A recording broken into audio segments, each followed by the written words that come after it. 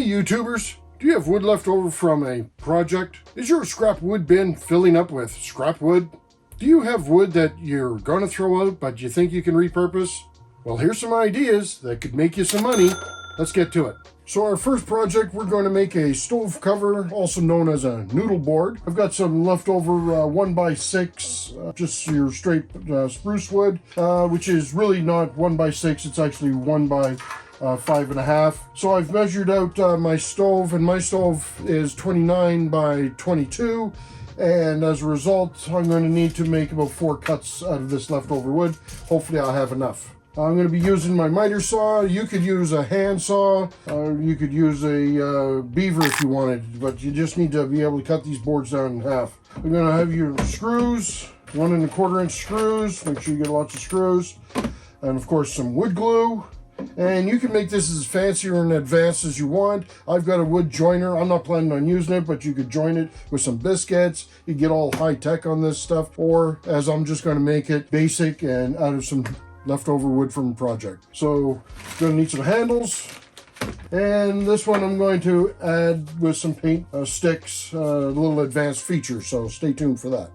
So I know my stove is 29 inches wide, so I'm going to measure and cut for that now.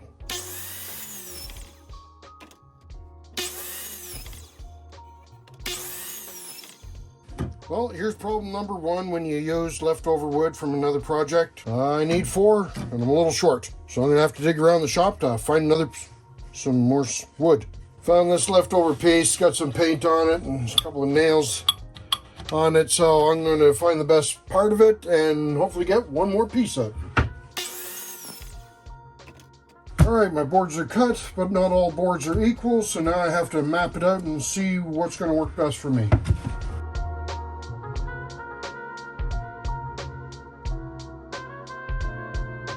Chose to use some clamps. You could just glue it or screw it, or just screw it. I want some glue in here, bring it together, keep it nice and tight. When applying your clamps, don't put them on too tight, otherwise things will bend up and bow up and stuff like this. So I'm just going to be putting a little bit of glue on here on the seams just to help it stick together.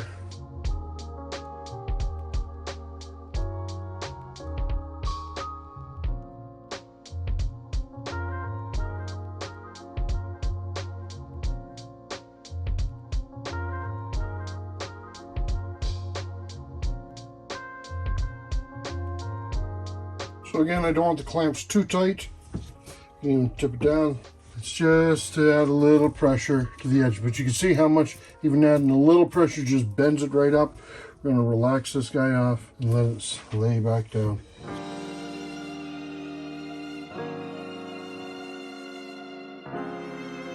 And that should be good till the glue dries. So I measured my boards, works out to 21 3/4, which is almost 22 inches.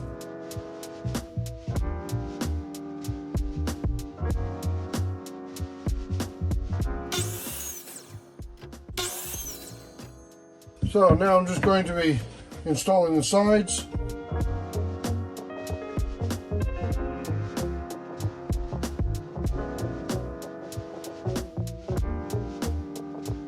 I'll do the same on the other side.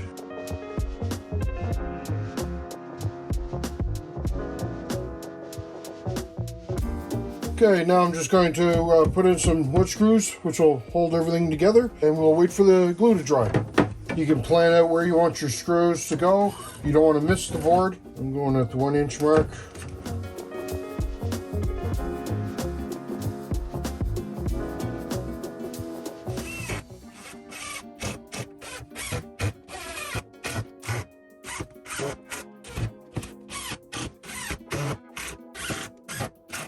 And now we're going to do the same to the other side.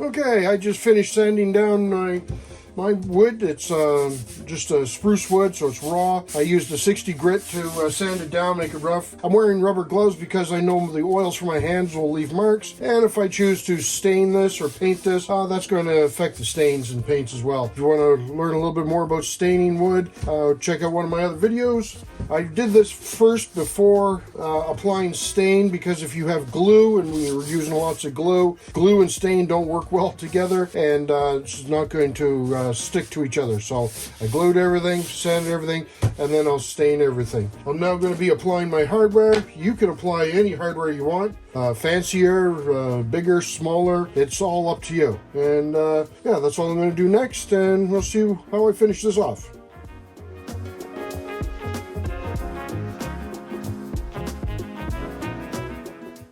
Our next project, we're going to build a fence planter made out of scrap wood. Now in this project, I'm going to be using some random scraps of wood from a previous project that I just been outside and getting weathered. So we're just going to make something out of this stuff.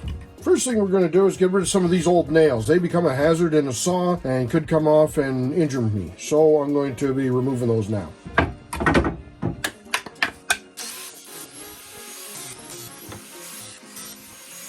So this is the bottom.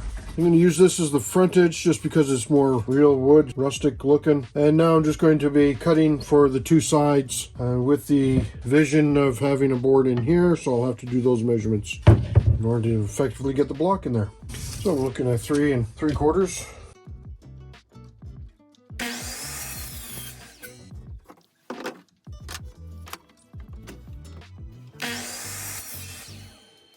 I could have taken a chunk out of a whole other piece, but I had these little scraps laying around, so I thought I'd use them up for the ends.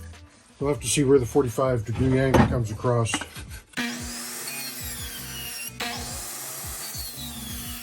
So now I'm just going to cut the top piece for the frame. And now I'm going to cut the bottom of that frame. All right, the back piece is going to be 11 inches long, so I'm going to measure and cut that now. All right, our next phase is putting everything together here. So I've got a 45-degree angles here. I'm going to use some of my cookies I cut up from my toilet plunger. The cookies will be put inside here, and it'll help give that more stability, because I'm going to have glue and I'm going to have it tacked in here. But these cookies will help give more strength to these corners, and that's what I'm aiming for. All right, so now I'm going to apply some glue.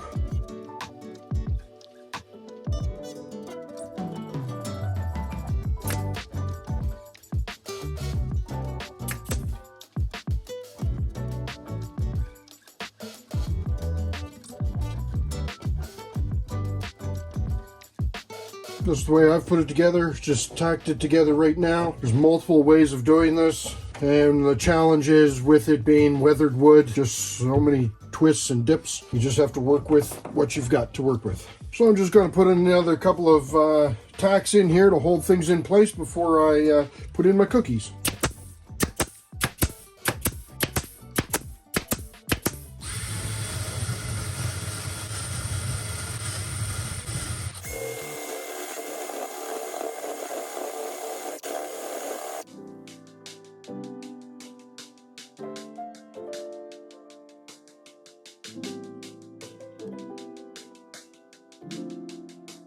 And now we're just going to let it dry. All right, got it all solid together. Now what I'm going to do is I'm going to put some chicken wire on the back side just to make it fancy.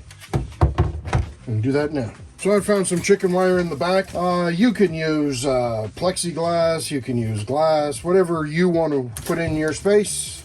Just to jazz it up a little bit. You can put a little sign that says something nice. So obviously I just trimmed it down to size easier to work with. And you can just use a staple gun to attach it.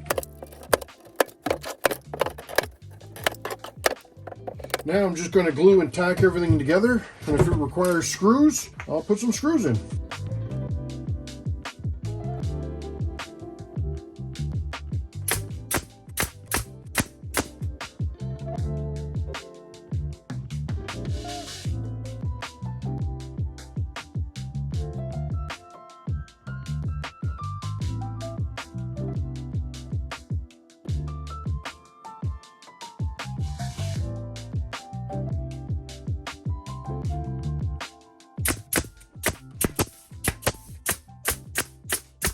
All right, this was a quick, easy project to put things together. Again, it's just made of scrap wood left over. You can customize yours any way you want. You can put something else in the background.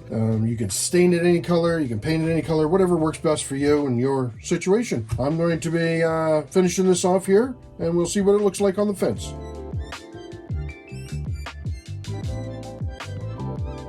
So for this next project, I'm going to take these old fence boards that I was taking down anyways and going to repurpose them. Maybe make a nice sign for the front door. So these boards here are 6 feet, so I'm going to be cutting it down to 5 feet. I've already got braces in here, so I'm going to try to keep the braces incorporated. All right, because it's just rough cut, I'm just going to use my circular saw to make the cut.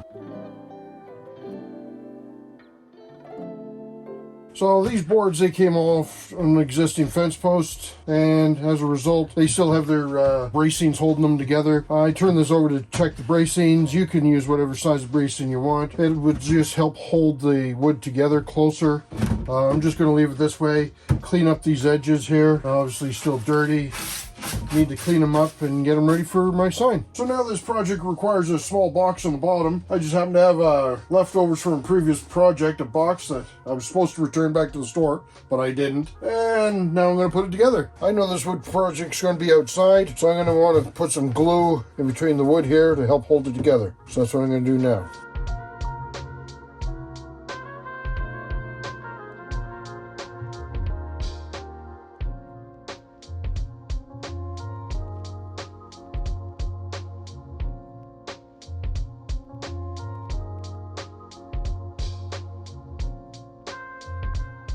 All right, I've put some glue in the corners just because I know this is going to be outside. Going to be some weather.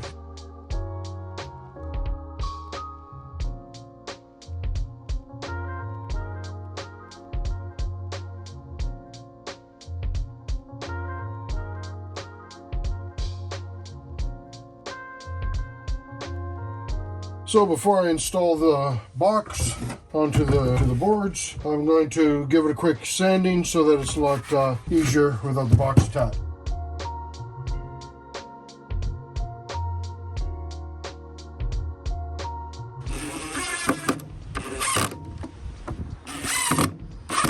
This welcome box was a lot of fun to put together. You could keep it yourself, you can sell it to a friend. Either way, it works out really well. You can make them unique, tailored to an individual's taste, and I'm going to make mine unique for my taste.